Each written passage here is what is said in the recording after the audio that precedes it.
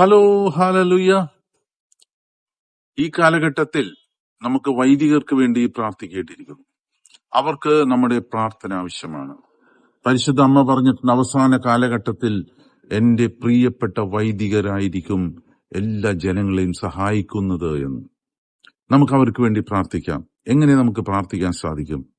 ഒരു കുടുംബ യൂണിറ്റിൽ ഒരു വൈദികനെ ദത്തെടുക്കുക. അപ്പോൾ അവരാദ്യം ചെയ്യേണ്ടത് രൂപതയിലെ വൈദികരുടെ ഒരു ലിസ്റ്റ് ഉണ്ടാക്കുക. അതിൽ നിന്നും ഒരു വൈദികനെ ദത്തെടുക്കുക. ആ വൈദികനെ സമർപ്പിച്ച് പ്രാർത്ഥിച്ചുകൊണ്ടിരിക്കുക. പരിശുദ്ധ കുർബാനയിലും ജപമാലയിലും മറ്റുള്ള പ്രാർത്ഥനകളെല്ലാം ഈ വൈദികനെ സമർപ്പിച്ച് പ്രാർത്ഥിച്ചുകൊണ്ടിരിക്കുക.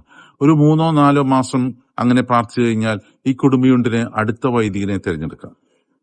അങ്ങനെയുള്ള ഒരു പ്രാർത്ഥന കുടുംബ യൂണിറ്റുകൾക്കും മറ്റ് സമിതികൾക്കും മറ്റുള്ള പല ഗ്രൂപ്പുകൾക്കും എല്ലാവർക്കും ചെയ്യാവുന്നതാണ്. നമുക്ക് വ്യക്തിപരമായും ഇങ്ങനെ പ്രാർത്ഥിക്കാം. ഒരു വൈദികനെ ദത്തെടുക്കുക. ദത്തെടുത്തിട്ട് ആ വൈദികന് വേണ്ടി പ്രാർത്ഥിക്കുക. കാരണം എല്ലാ വൈദികർക്കും പ്രാർത്ഥന ആവശ്യമാണ്. ഇങ്ങനെ ചെയ്യുമ്പോൾ നമുക്കും വലിയ അനുഗ്രഹങ്ങൾ ലഭിക്കുകയാണ്.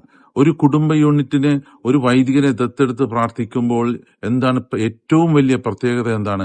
ആ വൈദിക വൃത്തി ഏറ്റവും ഭംഗിയായി നിർവഹിക്കുവാനുള്ള ആത്മാർത്ഥമായ ഒരു പ്രാർത്ഥനയാണ് നമ്മൾ നടത്തുന്നത്. ഒരു പക്ഷേ എന്തെങ്കിലും ആ വൈദികനെ പറ്റി ഏതെങ്കിലും ഒരു വാർത്ത കേൾക്കുവാൻ ഇടയായാൽ പോലും ആ കുടുംബ യൂണിറ്റുകാരുടെ പ്രത്യേകത എന്താണ്? അവർ ആത്മാർത്ഥമായ വൈദികനെ വേണ്ടി പ്രാർത്ഥിക്കുകയാണ്. ആ വൈദികന് എല്ലാ വിധത്തിലുള്ള രക്ഷയും ആ വൈദികന് എല്ലാ വിധത്തിലുള്ള സംരക്ഷണവും ഉണ്ടാകാൻ വേണ്ടി ആ കുടുംബ യൂണിറ്റ് പ്രാർത്ഥിക്കുന്നു. വളരെ അങ്ങനെയുള്ള ആത്മാർത്ഥമായുള്ള പ്രാർത്ഥനകൾ വൈദികർക്ക് ആവശ്യമുള്ള ഒരു സമയമാണിത്. എല്ലാവരും പ്രാർത്ഥിക്കുക. എല്ലാവരും ദൈവം അനുഗ്രഹിക്കട്ടെ. Hello, hallelujah.